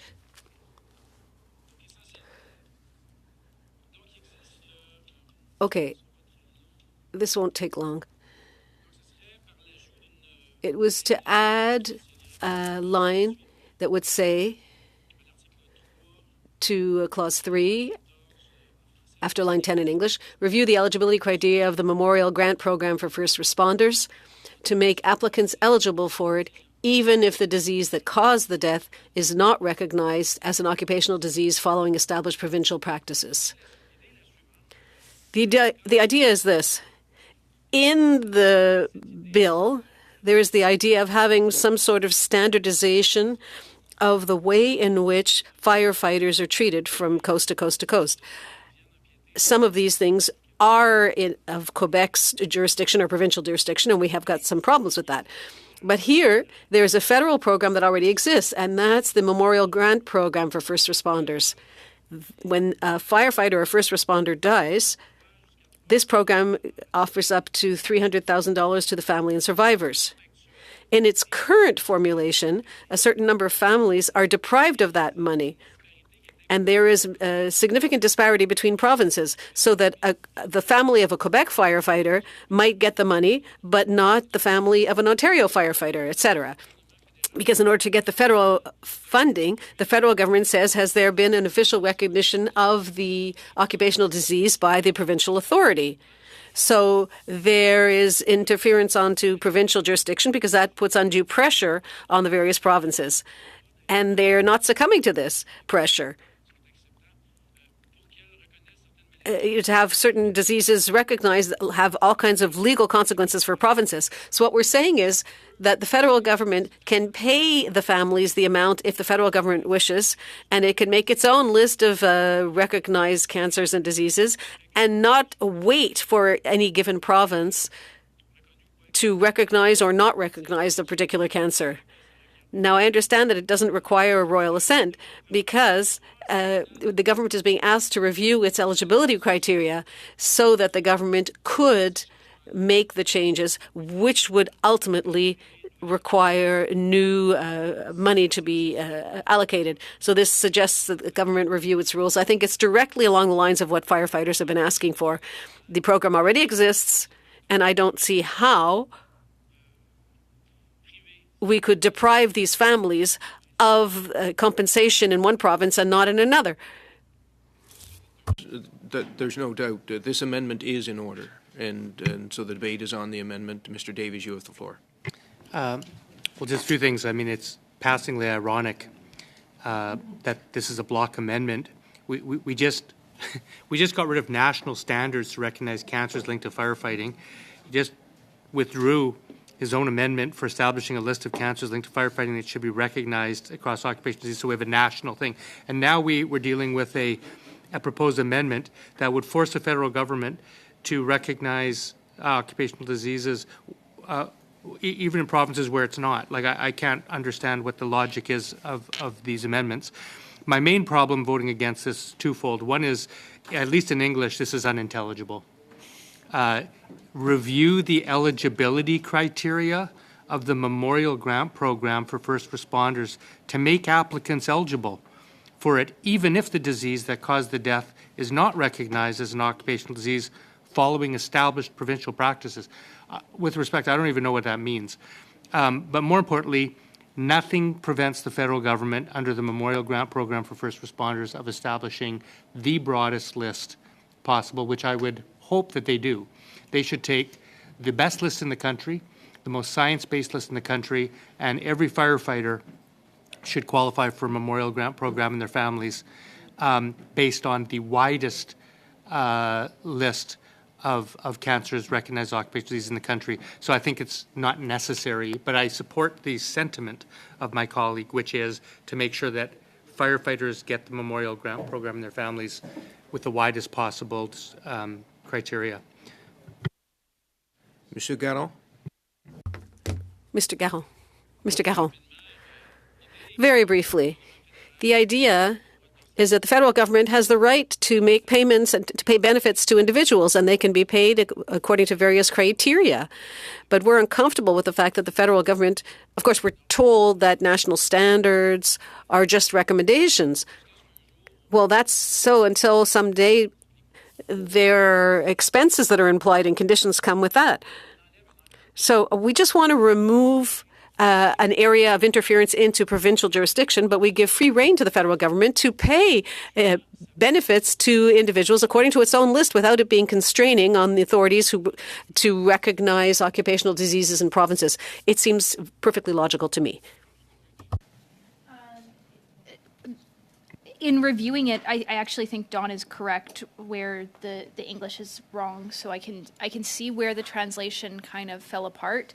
And if in the third line, applicants eligible, if we removed for it and put a comma after eligible, it would be an intelligent sentence or a complete sentence. So perhaps that's a sub-amendment. Sub-amendment again, Ms. Goodrich. Comma after the word eligible and remove for it.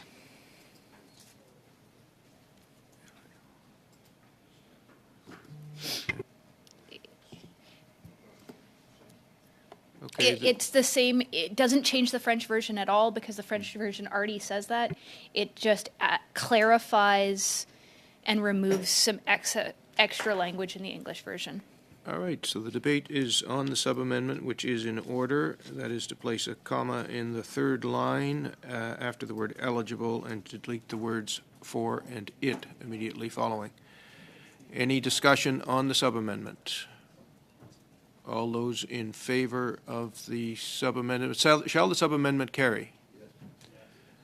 We have over here, shall the sub-amendment carry?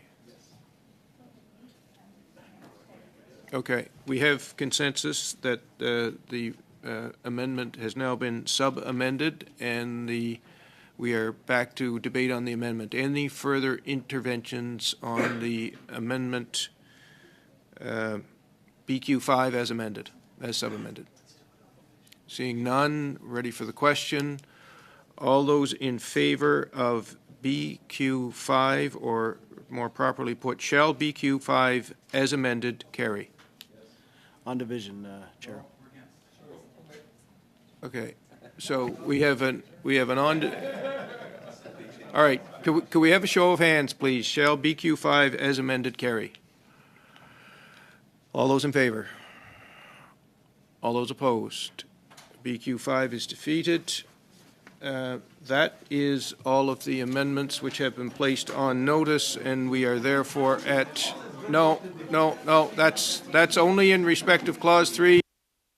Little ways to go. Could I have your attention, please? The question now is whether Clause 3 as amended shall carry. Carried. Shall Clause 4 carry? Shall Clause 5 carry? Carried. Shall Clause 6 carry? Carried. Shall the short title carry? Carried. Shall the preamble carry? Carried. Shall the title carry? Carried. Shall the bill as amended carry? Carried. Shall the chair report the bill as amended to the House? Carried. Shall the committee order a reprint of the bill as amended for use of the House at report stage? Yes. Is there any other business to come before the committee? Is it the will of the committee to adjourn the meeting? Yes. We're adjourned. Thank you.